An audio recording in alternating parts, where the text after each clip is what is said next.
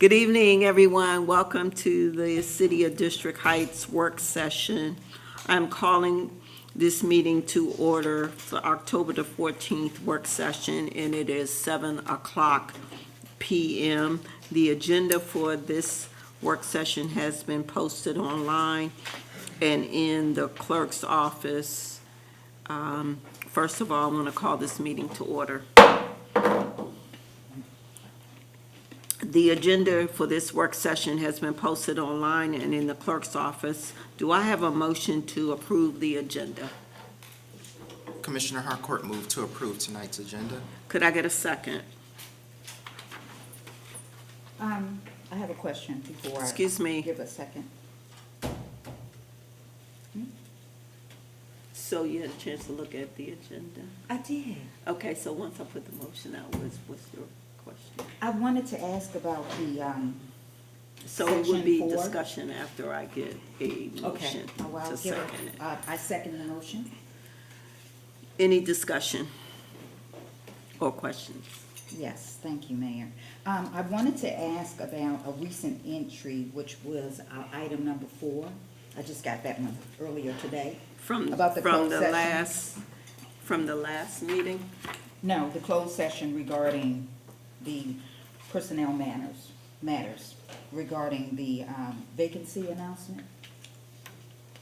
Uh-huh. Yeah, I did submit an item for the agenda for this evening, regarding having those That will be individuals. discussed in the closed session, and it will come out report on what's gonna be next. Yes, I understand that we're gonna discuss it during closed session, but the residents won't be there, so I just wanted to go on record with my comment, if I may.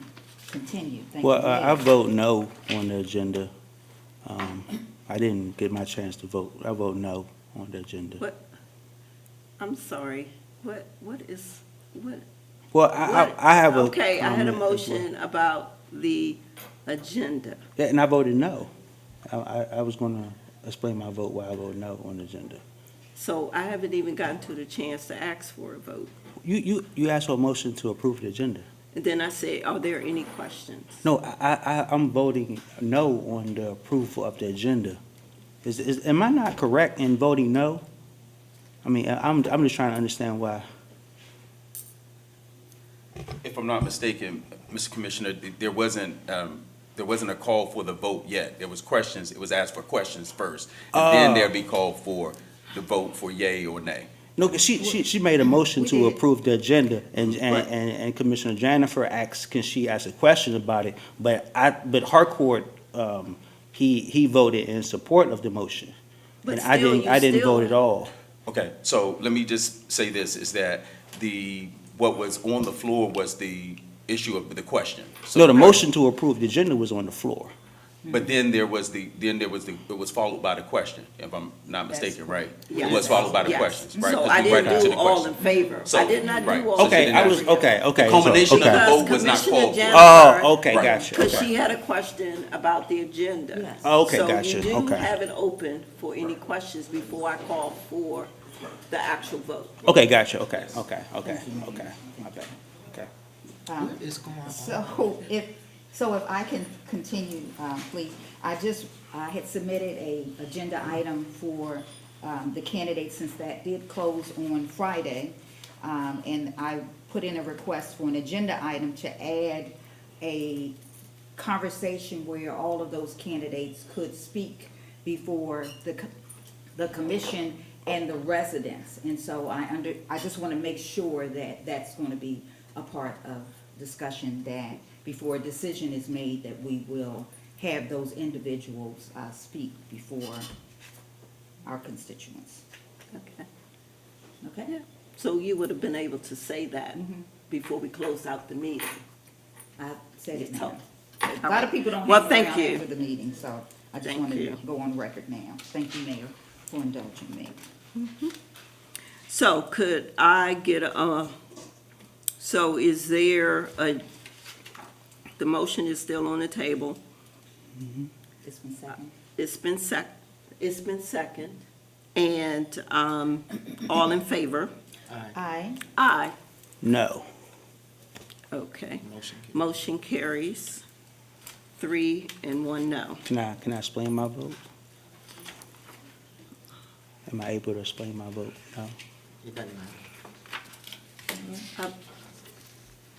Am I able to explain my vote? Sure, you're able to. Oh, I was- Because when there were questions, I'd asked if there were any questions. Well, I was waiting for her before to you finish her voted. question. But you let me do the motion, but that's okay. Go Yeah. right ahead. So, so thank you.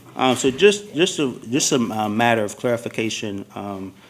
So I'm in agreement with Commissioner Jennifer in regarding the closed session. I made a statement at the last meeting about transparency and openness as far as the residents. So I think that the residents' input is really valuable in this decision on this vacancy.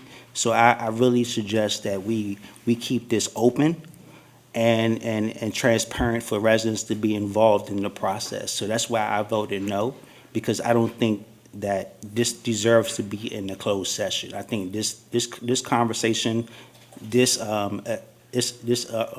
addition to the city requires public input and, of course, public participation. So that's why I'm voting no right now. Thank you. Thank you for that, Commissioner Tillman.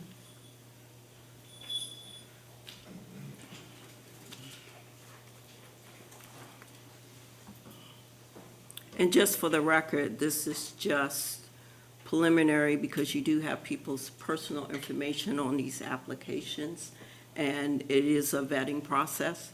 I've been through that before on replacements, and there is a vetting process before you open it up to the public. So we are being very transparent, but we are going to follow the rules. So we're being very transparent about everything. And you will get to see that when we go into closed session. Thank you. Okay? Thanks. So we're now at the public comment section. It looks like we have one public participation form, and that is Susan Clark. Is Susan Clark here? Please come to the podium.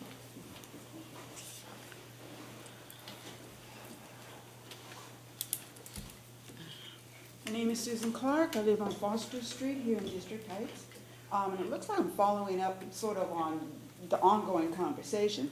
First, I was pleased to see that the city reached out to residents interested in filing the vacancy left by Commissioner Gomez's resignation. The wider pool of applicants increases the appointment of the best candidate. While I understand that the commission has the ultimate authority to make the final selection, will residents be introduced to the candidates prior to appointment? Of course, that's what we just discussed. Okay. Yeah. I arrived a Of course. little late. No, that's okay. Will each candidate be held to the same standards as those required by Bose during the general election? Yes, A of property course. tax, a property tax bill, or commercial lease to verify Yes, their residency? A national background check. yes. That's why there is a vetting process. That is part of your vetting process. Yes, A financial disclosure form to yes, divulge any financial conflicts of interest. right. Okay, that's very good. I believe that applying these requirements to a non-elected commissioner will help ensure the best candidate for District Heights. So I'm glad to see that you're following. Thank you. Thank you so much, Ms. Clark. Information items. We will have item 1, Police Department grants recap and certification. Kirk Banton, the acting deputy chief. Good evening. Good evening, Mayor and Commission, residents as well, good evening. Just want to take a quick glance at our awarded grants for this year, coming up on the screen for your view. So as we wait for that, I'll just kind of talk briefly. So currently, we have 5 grants that were approved. We have 1 still pending. So that one is not listed because that's not a guarantee, obviously, so I didn't provide that information. But in a follow-up meeting, I can add that if it's approved. It's still in process. It's behind me.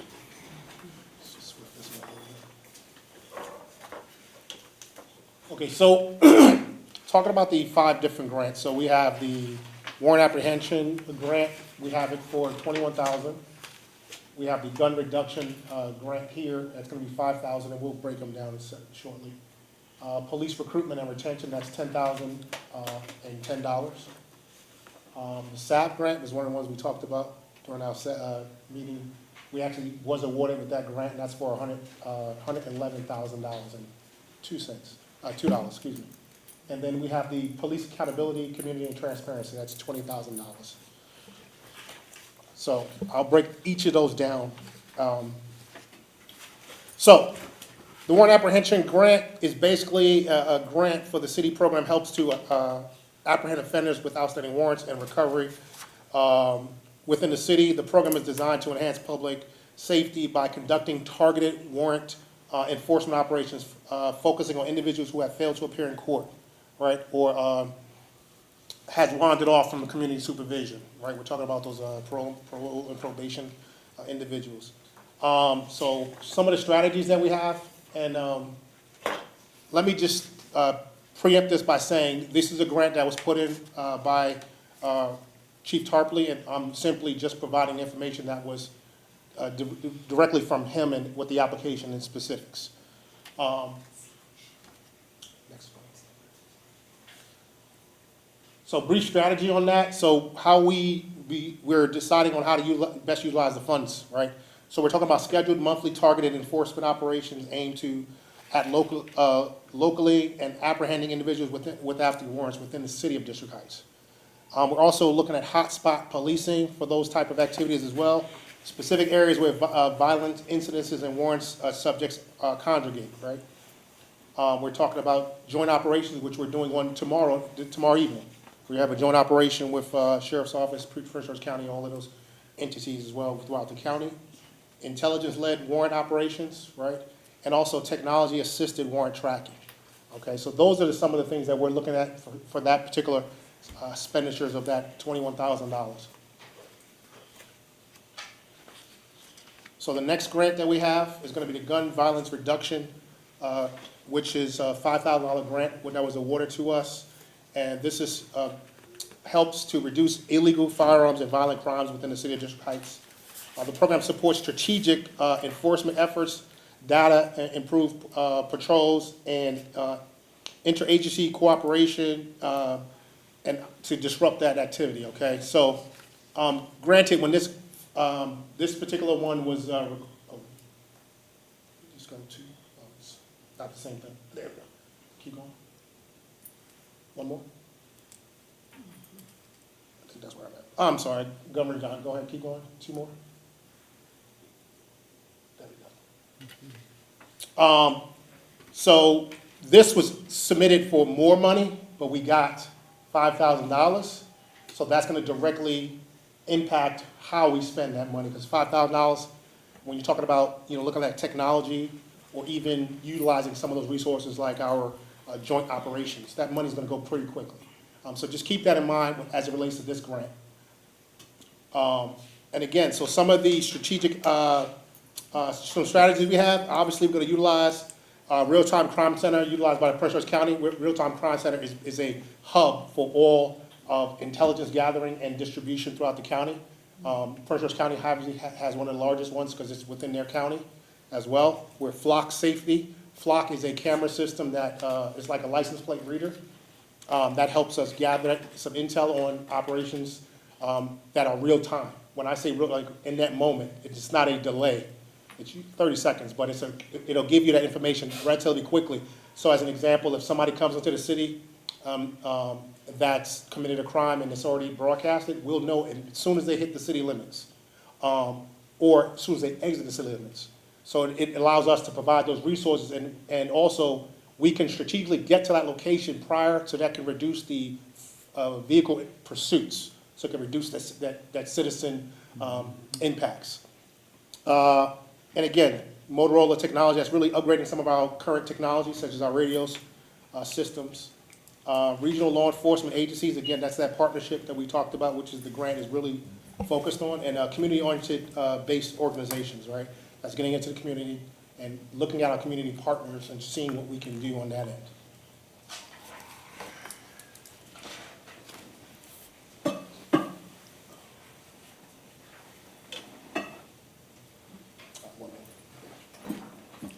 All right, so now we have this $10,000 grant for police recruitment and retention. All right, so this is something that's going to enhance officer retention and support recruitment initiatives in the county. This program strengthens the department's ability to be fully staffed, motivated, and well-equipped police force through use of targeted benefits and strategic outreach, right? So some of the usage that we came up with for the funding is going to be advertisement, right? Wrapping out vehicles with the big logo advertisement that we are recruiting. One of those measures, law enforcement branded geared items, right? And then uniform allowance, things like that. Retention bonuses, as you know, we have a lot of agencies, 26 municipalities in the county. And so we want to keep our officers. There's a lot of options out there, and what we want to see is how do we keep the best and brightest within the city of District Heights? Because we do have some really, really great officers, and we don't want to lose them in nearby jurisdictions. So we look at that. And then standard issued ballistic type of gear. I just do want to stress, $10,000 is not a lot of money when you're talking about things like that, so just something to keep in mind. So this is our biggest grant. This is for a $100,000 grant. This is the State Aid for Force Protection Overview, it's SAP. Okay, so this is, helps enhance department, public safety initiatives in the county. The program strengthens the department's ability to maintain crime prevention, technology improvements, training, and mental health programs. So again, some of those strategies we're looking at is vehicle maintenance and replacement, right? Upgrading in technology, we talked about communication systems, body-worn cameras, training and support, contractual services, supplies and materials. Those are the things that we're looking at, providing that money towards those particular strategies. And then I believe this is our last grant. It's going to be for the public accountability, community, and transparency. All right.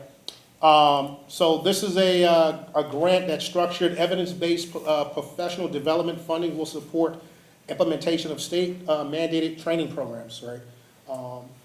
Focused on de-escalation, use of force standards, ethical decision-making, and trauma-informed response, right? So this is directly towards some of the mental health issues that our offices end up facing, because as I spoke previously, every time we respond to a call for service, that's not just a trauma on the victim or the reporting person, that's a trauma on the officer having to address that issue. And then now you start accumulating those during the course of a shift, in the course of a month, course of a year or years. So that's something that's going to directly relate to them, but also de-escalation techniques, which is what Maryland has been stressing the last few years, de-escalation, as well as other making good decisions. This is all enhanced training to better equip that officer to make those sound decisions, right? That's what that's going towards. And I believe that is, yep. So again, some of the strategies we talked about: accountability, transparency training, officer wellness and community engagement, innovation and research, and whatever other emerging needs that may come about. And I am done with my report. Okay, thank Some you. questions from the commission? Any questions from the commission? I have two questions, if I may, Mayor. Sure, Commissioner Danforth. Kudos on finding, locating these grants. Are these all state grants? Yes. Okay. And you mentioned that in recruiting that you would be considering wrapping the vehicles. What other ways are we putting out the information that we're recruiting, that we're looking for great officers to join the District Heights Police Department? So again, we would, and again, I'm going off of what Chief Tarpley's plan and vision was. So, and that's what was stipulated specifically in the grant application. In order to kind of move away from that, we would have to do we have to notify the state and do an amendment, and to see if they will allow it. Oh, Because okay. doing amendments could take money Delay, away. yes. But short of that, we've, from the city's perspective directly, I know we're putting advertisements out online and that type of situation. And, we do word of mouth too, just as well. We have, our officers know officers that are not in the greatest situations. And I just mean from a financial standpoint, or whatever the case may be, at our neighboring jurisdictions. So do our vetting process. If we think they're worth, bringing on board and joining this great team, then we will look at that as well. So hopefully that answers all your questions. It does. Okay. Oh, one last question now. Yes. When, how long before we should expect a new arrival? So we have one coming up in a couple of weeks. Yes. Yes, Officer Perkins. She is graduating the police academy on the 26th? 24th. So by all means, if you want to come out, it's in the evening time at Prince George's Community College. She'll be graduating at 6 p.m. Okay. We'll be out there, and that's the same day as we have our First Responders Day during the day, so it'll be a busy day for us. Yes. But by all means, at 6 o'clock, at Prince George's Community College, in the auditorium, I believe, that's where the graduation will be. By all means, we'll put it out there so you guys want to attend and welcome up. Yes, thank Her. you. Yes, Yes, thank you. thank you. Any other questions from the commission? Yes. Commissioner Tillman? Thank you. So, yeah, so I have two questions for you. One is about recruitment. Yep. Do you have like a recruitment plan, such as like a rollout of what you're expecting to do? Because, one of the things that I've asked before, as far as Chief Tarpley, is more like a recruitment strategy. Like, are you guys attending like job fairs? Are you guys like, getting tables? Like, what are you doing specifically to kind of like focus on recruitment? And then my second question is more about the SAP. Are you guys working with like the Youth Service Bureau that we have in District Heights as far as like mental health? Because right now, other than, deflection, mental health is more of like a big topic right now. So I know the big issue as far as like, being more preventative as far as mental health responses and really how to help, support people that's in need. So is that a part of like the strategy? Because we do have a Youth Service Bureau here in District Heights, and I think that'd be a great kind of attachment to that, if possible. Now, I don't want to amend it, but Well, it's a great question. So we already partnered with YSB recently when we had our officer go through a mental health for public safety training there. We had 2 sessions, 2 weeks back to back. So we are partnering with them. To be specific on this particular grant, I have not seen that in the actual grant application. Again, that's something we can look at, but again, we would have to report that to the state. The state we'd have to, do some modifying of that, and they would have to agree to it. But not speaking about the grant, we do partner we recently started partnering with YSB, and that's something that we've done. We've talked to them recently, and we got some really good feedback. Some expectations for them and how to keep them safe as well.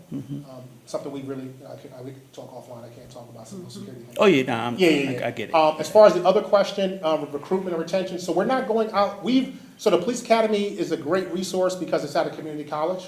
And so what we do with that, we would go out so the community college itself, when they're putting people in the academy, it's a civilian academy. So what happens is agencies can send people, but they can actually put themselves through the academy. And they're considered students of the college. And at that point, they do have a job fair day. So if we were looking to add to our team, we would go out on that day because they're very specific. They don't really want people around certain times because they're trying to focus on the training aspect. And we go out to that on that specific day to look for people. We haven't put out any tables anywhere else. Those type of events, depending upon who's hosting the event, there could be a fee attached to renting a booth and those type of things. And for the amount of officers we're looking for, we don't need to go that route. When you're talking about 1 or 2 officers, it's easier to, again, we've been in the county for a while. We have our local municipalities, officers are literally approaching us right as we speak. Okay. Hey, can you guys hiring? We're looking to make a change. So trust me, we have enough candidates. They have to fit through the vetting process. We'll see where that goes. But we have plenty of candidates. Just in my tenure, I had at least 4 looking to, come on board. And so we'll look at that as we look at, the budget and, what's available. But we do have enough applicants for that, but yes. Okay, yeah, because I think, to our residents, the perception is that we're not we're looking, but we don't have enough. So I'm glad you kind of, explained that you definitely have a lot of people that's looking. Because, I think, remember, I think you was here when we talked about like the website and adding positions to the website. Yep. I think that's what the perception is that we don't have enough staff, or we're not. Because I remember the chief said we was fully staffed at one point, and I still think that there is some clarity needed just for our residents to understand what fully staffed mean. Because it seems like people are still reaching out to us, the commission, saying, hey, do we need more officers, or is there anything we can do to kind of support? So that's why I also saying, and of course, we also have a workforce development lab here in the city. So, I think that the stuff is here. Yes. It's just, I think, I'm glad you explained that you have a capable, pot of people that's interested in coming. Absolutely, absolutely. We're one of the few jurisdictions of our size that has a retirement, has a really good benefit package. And, they're making good money. Okay. So when you start to, start looking at some of the other jurisdictions, which I won't, talk names specifically, they don't have some of that stuff. They don't. Okay. And so, we are looking real good in that area. Once that, we, decide on when we're going to start that process, we're pretty good. Okay, and also, just my final question, is there any way we can do this more often? I love this graphic, this is really nice. I like just hearing about stuff that we're doing as far as. I mean, it's just, for me, I'm Yeah. like I said, an instructor by I know you, trade, yeah, so, yeah. it's actually 30 pages, I had to actually get rid of some pages. Oh, wow, Yeah, okay. so- Yeah. Thank you, I appreciate it. Yep, no problem. Yeah. So, we also have the Police Chief Association, Yes. where everybody gets together and talk about what they need.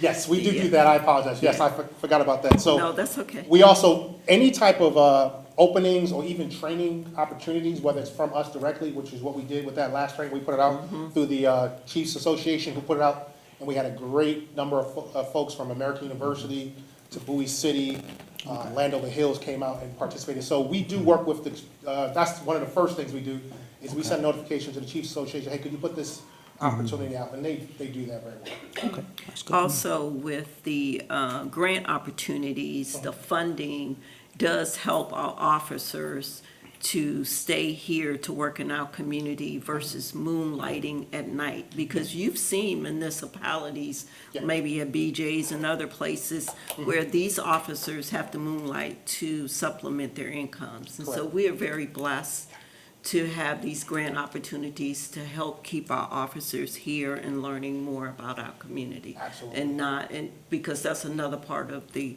mental health stress. Yes. Is when they have to go and look for work outside of their regular job at night. Correct, and, those opportunities are at, you work in overtime, it's time and a half, so it's more money to work here in the city than go work a secondary employment opportunity, you're gonna make less. Reality is you're gonna make less. Yes, yeah, more So- stress. And it's more stress, and if we could pay you inside to stay in the city, number one, the residents get the benefit. Yes. That's really the benefit, the residents get the benefit. So yes, so that does offset a lot of those costs too, so that's why, thank you for bringing that. Oh, sure, not a problem. Any other questions? Did you have a question? Okay, well, thank you for that. And as we get more grants, I will So- provide another presentation. Yes. We do have one pending, okay, and so we're just waiting for that. okay, thank you. So item 2, Town Hall Address, Darren Swain, Interim City Manager. The summary of the interim city manager will address residents' questions raised at the August 2nd Town Hall, providing responses, follow-ups, and clear next steps. Thank you, Madam Mayor, and, let me get my microphone working here. There we go. Thank you, Madam Mayor and Commission. Let me first, before I go any further, just to give extra kudos to our acting deputy police chief and to the lieutenant for both of their service and their willingness to step up and provide leadership for our police department. We had the opportunity just this past week to sit with them and representatives from the state in reference to some of the actual grants that are being presented and that we are qualifying for. And we got some great feedback from the state representatives, and we got some great guidance on how we could even really build upon the success that was just presented. So I just wanted to make sure that the commission and our residents know that our police department is in great hands, and they are doing a great job to continue that. So I just wanted to make sure we give them a round of applause for certainly doing that. So I just wanted to make sure that we do that, because a lot of times, you know, people throw the tomatoes, but they don't get the roses. Yeah. So I just want to make sure we get some roses given today. So thank you so very much, Deputy Chief. Madam Mayor, I just wanted to present to you and the commission and to our residents just some follow-up items from the public meeting that we had, the town hall meeting that we had. And I just wanted to say first and foremost that, you know, in this climate that we're in the country, to be able to come back and report out on some things that were done in a very public setting and issues that came directly from our community, and that we had the opportunity and still have the opportunity to address and to present to you and the commission and to the community is important these days, because, you know, the freedom of speech and all those things are being very much restrained these days. So it gives me great pleasure on a very personal level to read some of these things that we're doing here in the great city of District Heights. So I just wanted to say that we had our August 2nd town hall meeting, and what we did was, with the great help of our city clerk, and let me also say that, you know, nothing is done in by myself or with any one person. It takes a team effort. And I must say that our clerk is someone who, again, steps up and provides leadership and does that team spirit in terms of making sure that these reports get done and get done correct. So, Kenneth, I just want to thank you for your efforts in making sure this report reads like it is, and that we capture all the information. So we had the August 2nd town hall meeting, and we had some key things that were brought about by our citizens. The correspondence here outlines some of the next steps and the actions that we took in efforts around public works, code enforcement, and our police services. And I just wanted to, while I won't go into any of the real details on these percentages, sometimes it's important that the citizens get a chance to know and to see that some of the things that were submitted and some of the percentages, the concerns that directly address well, first of all, there was a total submission of over 32 public participation forms that were presented by our citizenry. So, and then some concerns that directly address some of the issues from the town hall, there was 10, which was about 31% of those forms. Our primary topics include issues of infrastructure, public safety, beautification, code enforcement, and community engagement. And you see right there on the screen some of those topics and the percentages that actually that they represented. And the follow-up responses, we had at least 14 additional items that were actually followed up and or in the process of being followed up by a former city manager that we had to take up and make sure that we followed up on. We have 5 issues that were resolved, including issues around the tree stump removal, speed monitoring, and our lighting survey. There were 6 in progress, including pothole repairs, our rental and inspection protocols, and our sidewalk maintenance that we are in the process of making sure that those things are actually addressed. We have 3 pending coordination issues that we're going to be actually addressing with county and with our state partners that we will be reporting out on in the very near future. So please expect that in the very near future. Mayor, can I just ask him one quick question about the screen? Yes. We're having difficulties seeing it. Can you enlarge it just a little bit, please? Thank you, Mayor. Oh, yeah, that helps. Is that too. better? That's why. Yeah. Thank No. you. All right. Okay, so we're actually down to number 3, to the highlights and achievements. Okay, there we go. So some of the highlights and the achievements that we did, we talked about the street infrastructure and the pothole patching that we did that was initiated on Mason Street and Ritchie Road in response to concerns from Harriet Irvin. And I won't go into all of the citizens' names, but we know that the specific forms actually captured the names of the citizens that brought these issues to us. And DPW has requested a traffic light study on Kipling Parkway and Ritchie Road. And as everybody has probably seen that there to date, there is actual repavement of Ritchie Road. We should all say hallelujah. Amen. Jesus, Oh, my thank you. gosh. That was- Right, so we that was a don't have to journey. get realignments anymore, because my car has. Oh, yes, I had to get it as well. Okay, so we wanted to say that. Our speeding and our safety, in terms of that, we, the speed monitoring, the pilot completed on Marbury Drive. We had temporary signage installed on Foster Street following reports from some of our neighbors. The police patrols adjusted for evening visibility in the pedestrian zones. And again, want to thank the police department for immediately addressing those issues that were brought forth by our citizens. Our trees, our lighting, and the beautification. Our tree inventory is underway. As everyone knows, we are participating in a very comprehensive program with the Prince George's County Department of the Environment, where we're doing a tree inventory and study within the city that not only is going to help in terms of our beautification, but is also going to actually help us within our environmental cooling studies and things like that that are going to help us with global warming. DPW has trimmed street lighting obstructions that were were brought forth by several of our residents, and we've addressed those issues.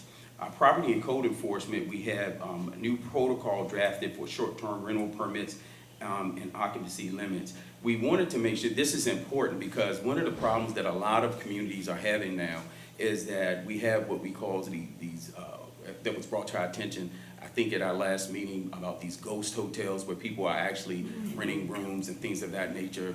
Luckily, because we are a municipality, we have our own code enforcement that can help us actually go out and enforce and really look into some of these situations, and in conjunction with the police, address some of these issues that may be sort of emerging in our community. So we're in front of that, and I appreciate code enforcement and the police with helping us with those issues.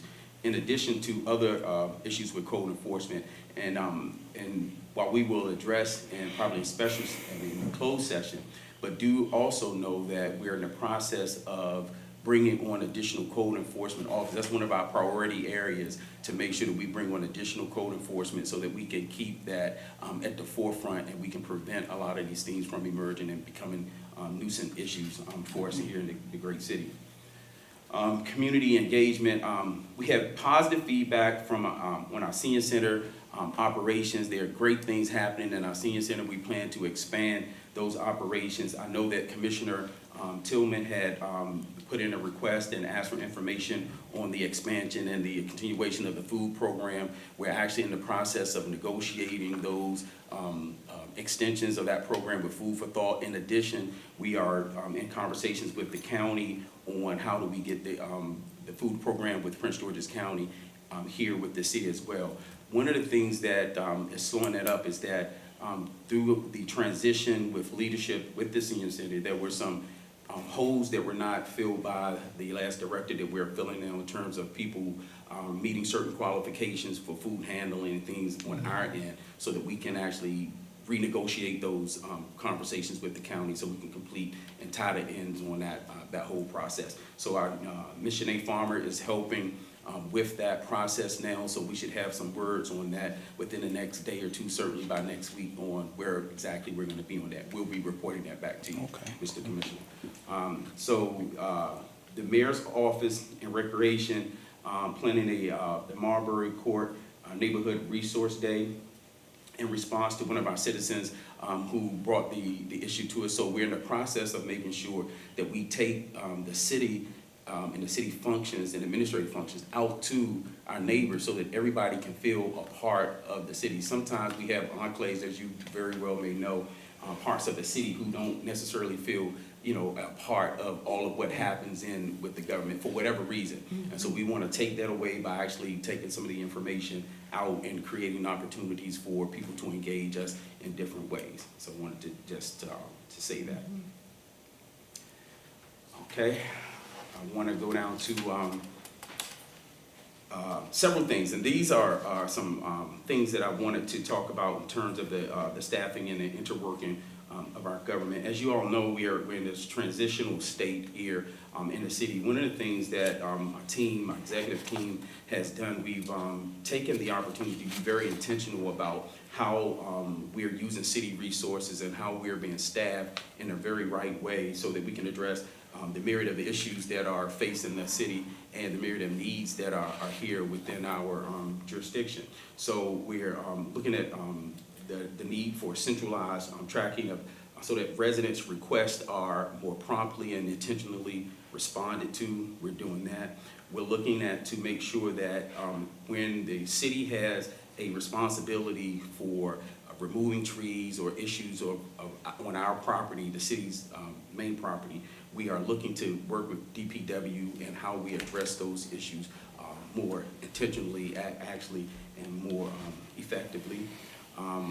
The rental property oversight, wanted to talk about how we, again, are really we had to move to make sure that we made sure that our code enforcement was going to be continued, so we had to pull double duty. And I give our HR director kudos on this because we were in the process of probably losing one of our code enforcement officers, but we were able to retain him and actually have him go out and help us to continue on the great relationship that he has with the community so that we can get in front of some of these issues with the short-term rental issues that we're having here in the city. So that's being addressed as we speak. The issue of communications. So one of the things that we're in the process of doing is that our city clerk has stepped up and taken on an additional duty with helping to really coordinate our communications effort, which I greatly appreciate. Him along with Ms. Tanisha we're in the process of making sure that we are trying to get our turnaround time within the 5 business days of making sure we get information out that is non-emergency information, that is, out within those 5 business days to the community so that we can address whatever issue or thing that there may be in the community. But with those emergency things, as you have, we've demonstrated here with the things that are happening with the transition, we try to get those emergency issues out within a business day or by the end of the business day, depending upon what that issue may in fact be. And we try to reach out best we can, and we know that we've admitted and still corrected by some of the commissioners on making sure that we respond more effectively with the commission and with the mayor on how that communication takes place. So we are actively working on that, and I appreciate your input as we try to make sure that that information gets out to the community. And also because we do have a new website contractor, X5, where Yes. we're working closely with on have- filling those gaps as well. Absolutely, and thank you, Madam Mayor, on that. So we're working as we speak on implementing our new website contractor, but also dealing with our legacy website as well, making sure that information is scrubbed and it's still being presented and presentable so that people can use it right here and today. So we're making sure that we connect both of those as we go through that process. But as we get into closed session, I want to make sure that we talk about some of the issues around the new website contractor, and I'll present more of that, and we'll have some of that in closed session as it relates to contractual issues, things of that nature. Okay, so, and then the other thing I wanted to say here at the end is that we, because we're in a transitional issue, one of the things we want to do with the commission and with the citizenry is to do a reset where we come and we talk to both the commission about how we see the city moving forward, given some of the challenges that we have before us, and given some of the immediate fixes that we need to do as a citizen, as a city.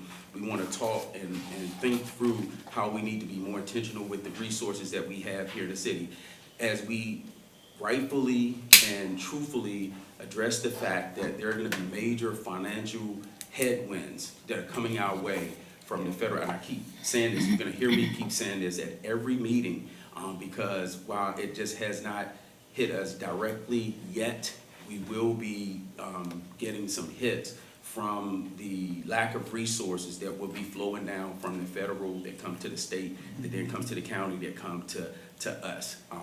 And that's why we were even warned by some of the state agencies that for those grants that we have, to make sure that we actually spend the money as soon as we can, and that we apply for any of those grants as soon as we can, because it's not certain that those funds are going to be given to us again, because there's a direct effort to not give funds to the state of Maryland by the federal government.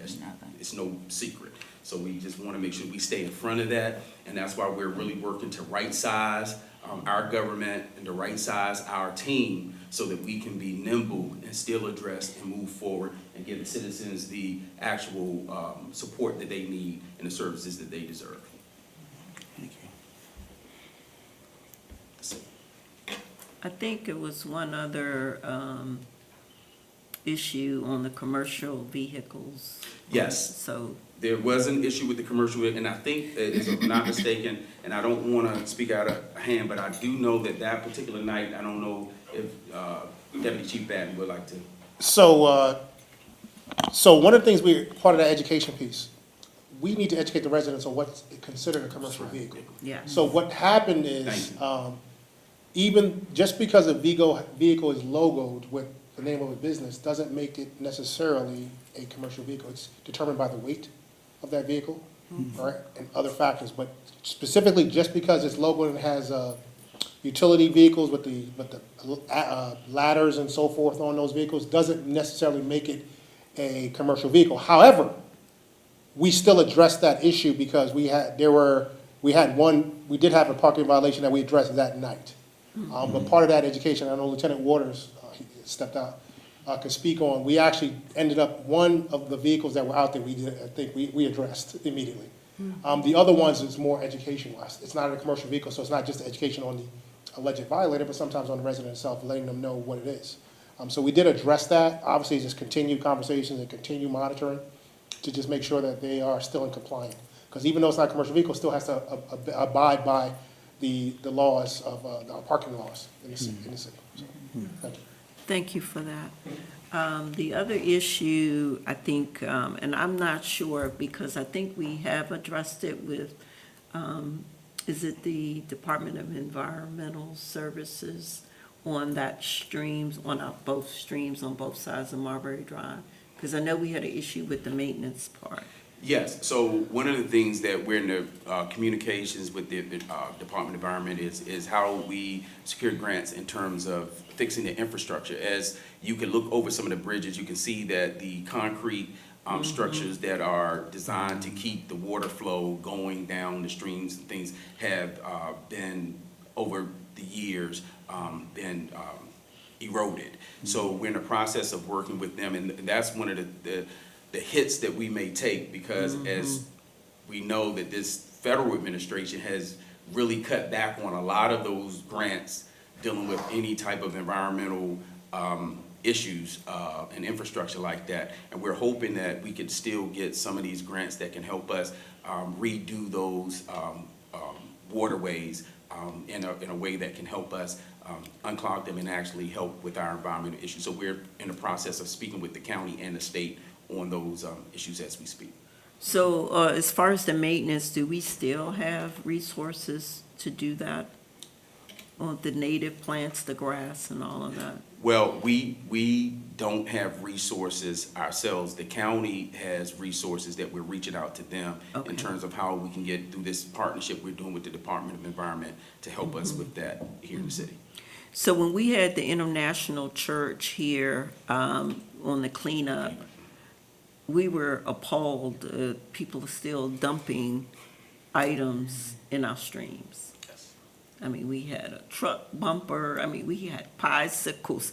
And so a lot of this dumping, we don't even know that it's happening, and even in the wooded area, you know? So, we were so grateful for the cleanup crew to come and clean out those streams in the wooded area. But it's still shocking on how much people litter. Yeah, it is, Madam Mayor, and I just want to add, I don't know how many citizens got an opportunity to actually see that, participate that day, but we had well over, I would dare say, close to 90 youth Yes. that came in the city that particular Sunday in the rain. I want to tell you, it was in the rain, and in the rain, most of them were ladies. I want to say to the ladies, they were lady-driven, and we had at least 3 truckloads of debris that we collected from the city and especially from the streams. And as a matter of fact, there was on several occasions that we had to actually prevent them from going deeper into the creek so we wouldn't get anybody hurt. But they wanted to go deeper in and get a lot more of the things out. But I do appreciate our partner in that, Madam Mayor. Yeah, thank you. Any questions from the commission? I do have a question. Thank you so much for that update on the town hall meeting. For the residents that were asking those questions, I don't think all of them are here, a few I see here. Did we respond back to those individuals directly?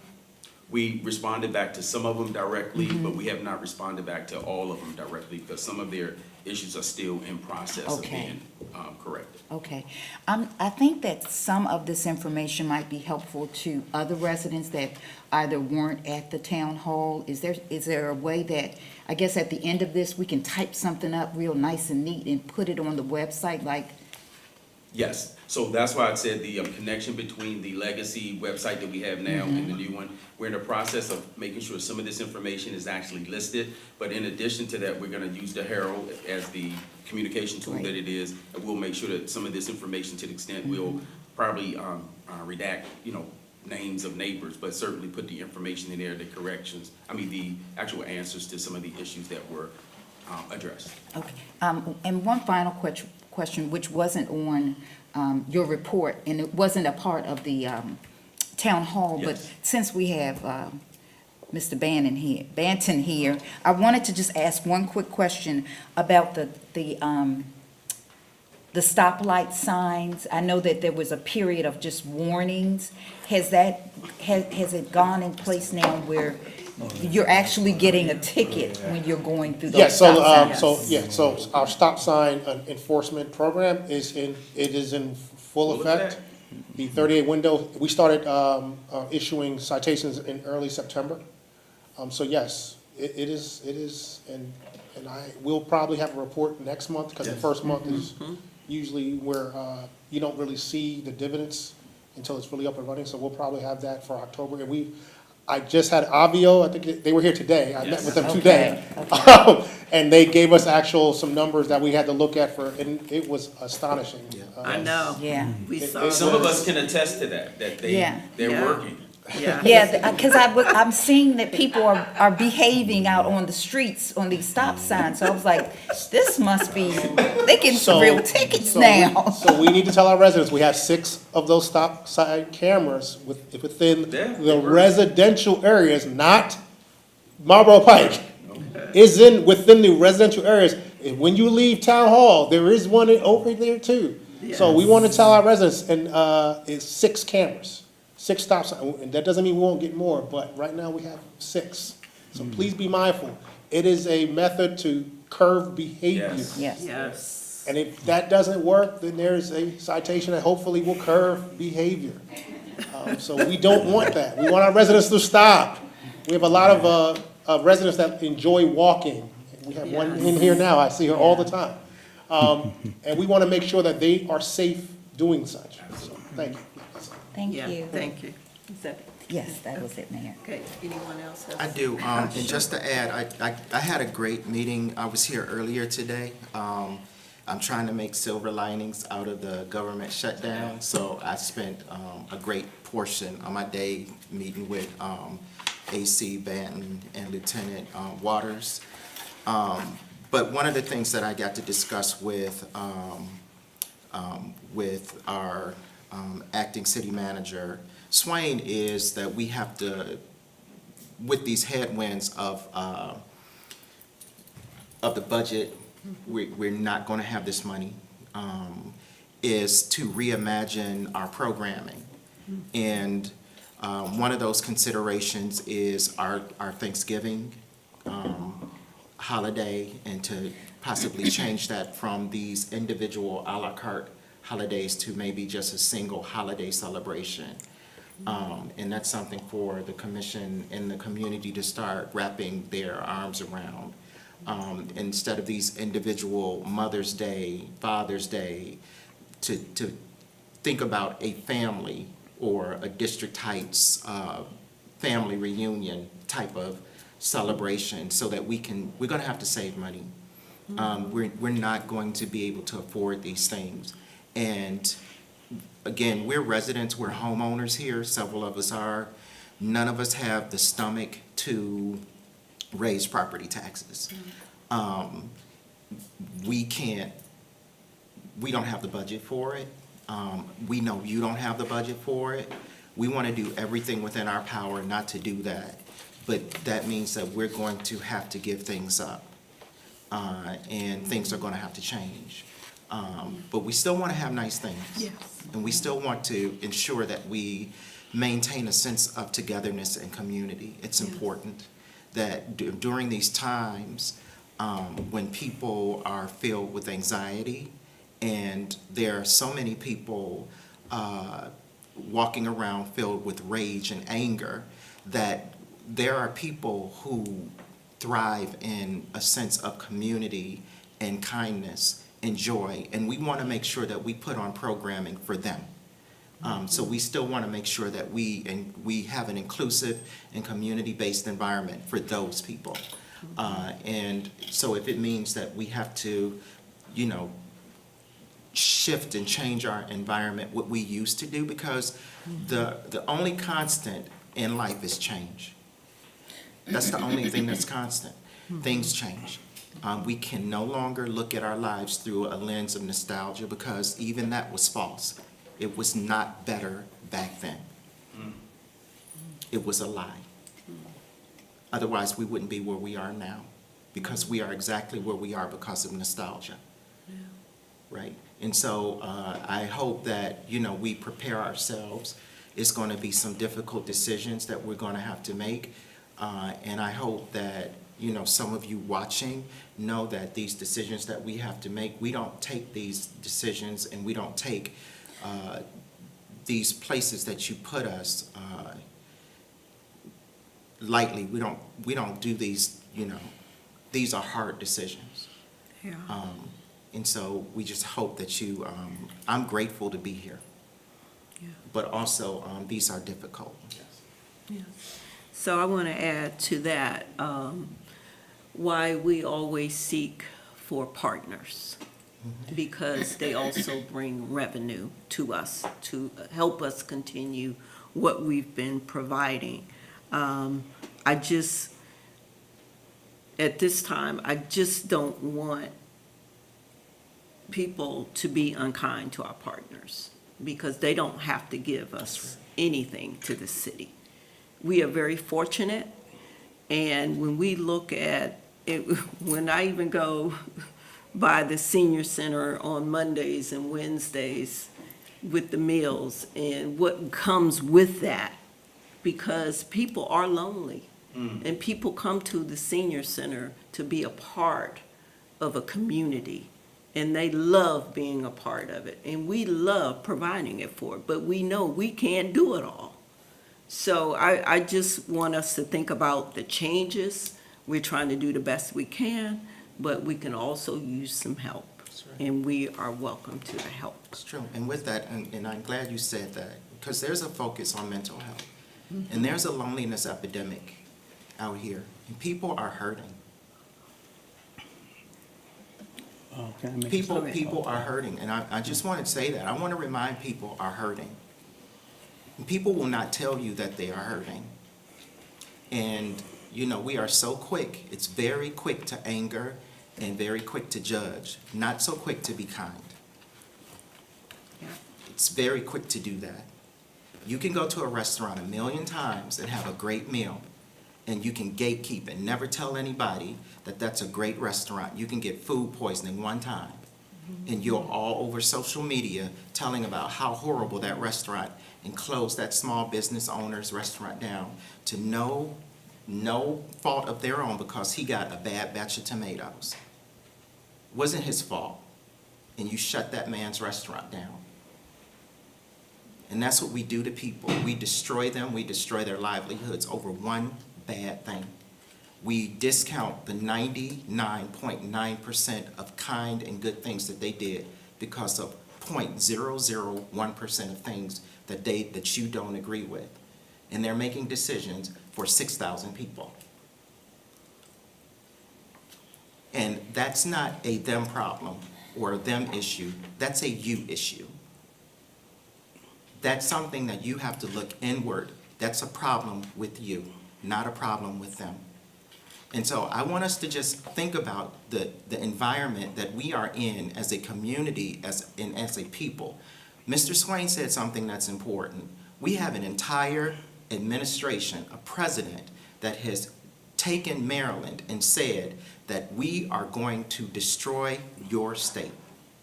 We're not going to give you anything. And guess who falls under that umbrella? Little bitty District Heights. Yeah. We are doing the best that we can. And so I am grateful that we have directors here who can still, through the traumas and the things that we're getting ready to go through, they can go out here and hustle. These are the type of directors that we need. We need leaders who are able to do these things to bring in services. We have a whole senior center that people put in place that they did not think, how are we going to fund this? That's right. And I'll tell you one thing, if I had been here when the decisions were made about that senior center, I would have pulled the data, Census Bureau data, and it would have told me that we did not need a senior center. We have a very young city. Our average resident in the city is about 36 years old. There's no need for a senior center. I'm still grateful for it, but there's really no need. I want to explain this, because what we need to do is take these times to educate our residents and put it on the record too, that we are human beings as well. And we also are dealing with our own mental health issues too, right? We have our own lives, we take care of our own families, we have our own issues too. And we are not your enemy. I have an investment here. I love my home, I love my neighbors. If you live on my street, my neighbors know that I love them. I have one of my neighbors sitting out in this audience. She's been in my home a few times and we've kicked back a glass of wine, haven't we, neighbor? And my neighbors know that my door is always open to them, as well as several of these staff here. They know my door is always open. As many of my staff and colleagues here know, they are always welcome in my home. And that is not about anything other than the joy and the peace that I have always wanted to provide, that type of environment for my community, that I'm a welcome place and a welcome place of peace in the community. And that's the type of community that I've always wanted to live in, and I think it starts with who you should be. And that's the place I want to provide. And we can do that. And we should be able to provide that, especially in an environment like now. We should not be what those people are to us, to each other. And that's all I have to say. Thank you, Commissioner Harcourt. You had Yes. a question? So I'm glad we're having this conversation, because I really just want to remind our residents that action have consequences. You know, a year ago, we had a treasurer, and he said we was fruitful. He used that word, fruitful. And, you know, if we were so fruitful, you know, since we're talking about budgets, why are we spending $40,000 on Christmas trees? Why are we spending $100,000 on lobbyists? Why are we spending money on annexation and personal projects? That's what I hear when I hear about we're in tough times right now. I'm the only commissioner that voted no against the half a penny property tax. You know why? Because that treasurer came up here and said that the city was fruitful. He said that we're moving into a great direction and we're doing an amazing job with property taxes. And, and I think about personal projects and I think about where we are right now. I disagree with where people think we're going. We are a great city. We're doing amazing things, but we also don't think about the residents. We're lacking communication. We learned a great lesson this past couple months. We learned that not everybody has access to information. They receive information differently. Some people, they go online. Some people still like the old-fashioned phone calls. And I think of District Heights like a phone call. Sometimes you call residents on the phone and you tell them things and they're informed. And I think that's the way they like to receive information. But as a commissioner, I've learned to meet people where they are. And where we are right now is we're dealing with a situation where we knew what was coming. Everybody knew, what was coming. A year ago, we still had the same president.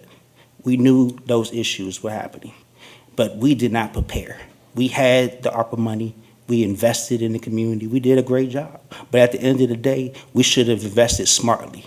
$40,000 Christmas trees, it wasn't very smart.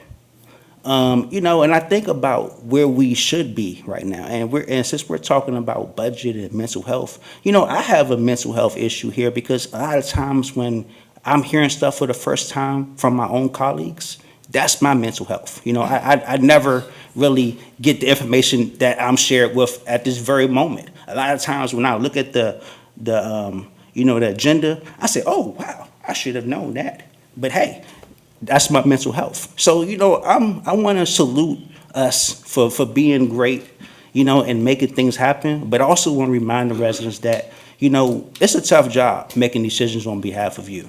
And every single time I vote no, it's not because I want to be stingy or I don't want to be collaborative. It's because you tell me what you want and I listen. It's very that simple. Just like today, we're getting the report. We didn't even receive the report. We all looking at the screen at the same time. You would think that someone would put copies of it on the front so we all can receive it. So that's the communication that I'm talking about. Very simple things that move us forward. And I really hope next time we look at the screen together, we all are reading the same paper. And, and before I end, I want to end on a good note. Sunday at the First Baptist Church of District Heights, we honored, you came and we celebrated Faith in Blue. And, I want to thank all of our police officers because you guys have a tough job. You guys are here every day making sure that we're safe. And, I want to personally applaud you and thank you for attending my church. I want to give a shout out to Pastor Bobby Manning for just, having the courage to support the police in the community because it takes a community to grow. And I really thank you for just stepping in at this moment where we needed you. And I thank every single officer that you have that continues to serve our community with grace and with kindness because kindness matters. And thank you so much.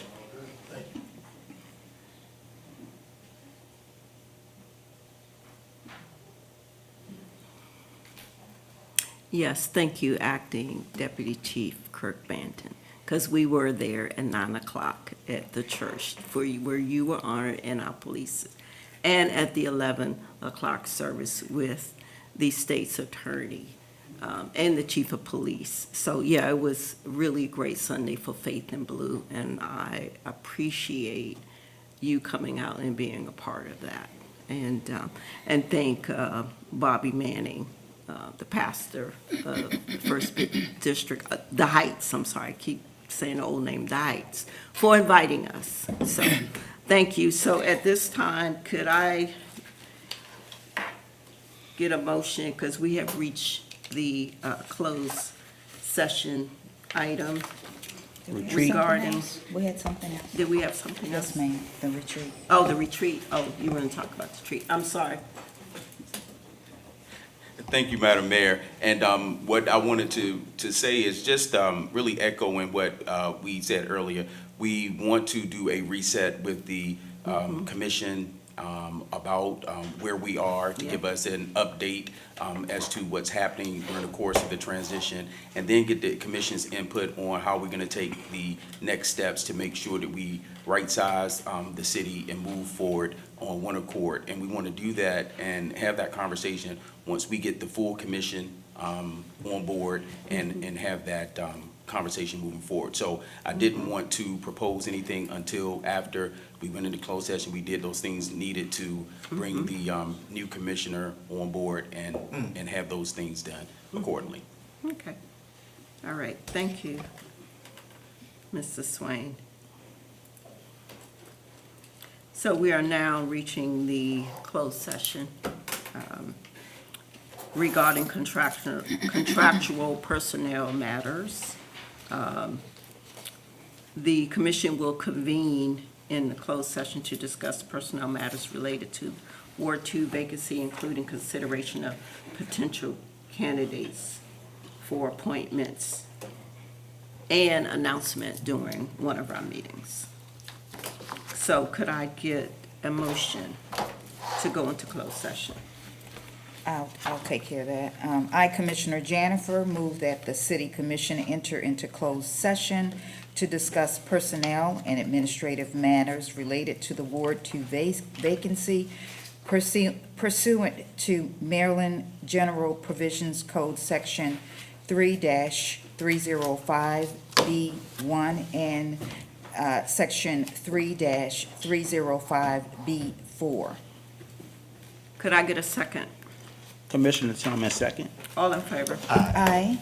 Motion carried. Did you say aye? Yes. Oh, Aye, okay. yes. Thank you.